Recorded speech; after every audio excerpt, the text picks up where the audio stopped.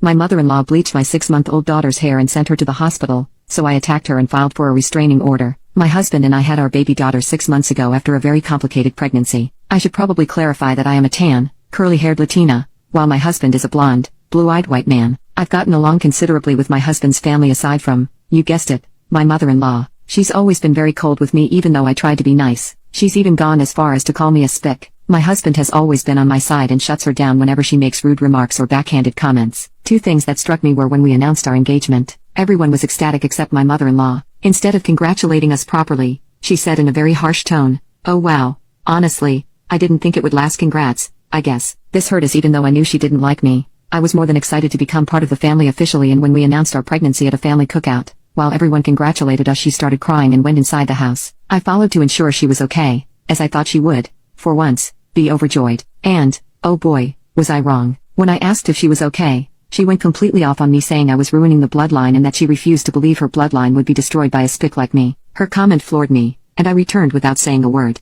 I told my husband what mother-in-law noted, and he was visibly upset. He told me her opinion didn't matter and that the baby and I were all he needed. Fast forward 6 months, and our beautiful baby girl was thriving. She had beautiful tan skin, blue eyes, and long black luscious curls. I don't think I have ever fallen in love like I did when I finally met her. She was worth everything. My mother-in-law always hated my daughter's hair, commented about how it looked like a nest and suggested cutting it off. I always shut her down because her hair is very thick and beautiful. In this situation, my husband's job requires him to travel out of state. I also work, so I always leave my daughter with my parents when I have to work. One day I got a call that my mother was in a car accident and was rushed to the hospital. I drove to my parents' house as fast as possible to get my dad and daughter. I didn't want to take my daughter to the hospital, so I called my husband, and he suggested leaving our daughter with his parents for a while, and he would be on the first flight back. Luckily, there was a flight the same day, so my daughter wouldn't be with my in-laws for much time. I should also add that this would be the first time mother-in-law is with the baby without one of us. I dropped the baby off and headed to the hospital with my father. If anyone was wondering, my mom wasn't severely injured,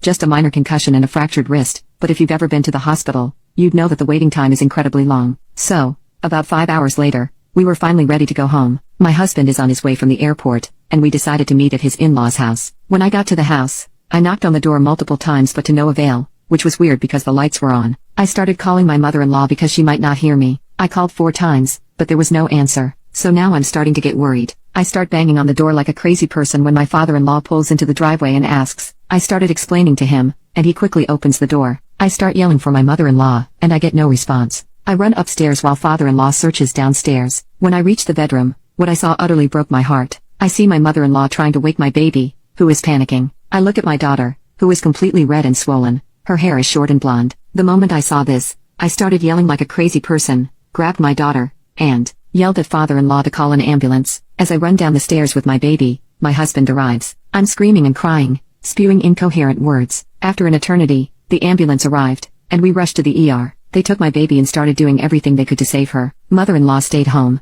and my parents went home to rest, which is understandable. I finally explained to them what had happened, and it's safe to say that my husband and father-in-law were furious. About 2 hours in, my mother-in-law arrives, and without thinking, I jump on her and start screaming and hitting her. My husband manages to get me off of her, and father-in-law escorts her out of the hospital. The doctors finally came out and told me my daughter would be okay. She was allergic to all the chemicals, so they had to shave off the remainder of her hair. He also says that if I hadn't found her when I did, her chances of making it would have been close to none. My husband and I were relieved to hear our baby girl was okay. We stayed overnight in the hospital and were good to go. When we got home, my husband and I had a serious conversation and decided to go no contact with mother-in-law. I would leave my job to stay with my daughter until she was ready to start school, as I no longer wanted to take any chances. After a while, our phones began getting bombarded with messages from relatives, some taking our side and the rest taking mother-in-law's side, saying that I was an a-hole for attacking her as it wasn't going to help my baby. We took it to social media and shared that we would be going no contact with mother-in-law and filing for a restraining order, and we would not hesitate to block and go and see anyone else who decides to defend her actions. I also wanted to add that father-in-law has agreed to divorce mother-in-law as he cannot stand to look at her, so at least my daughter will get to grow up with her paternal grandfather.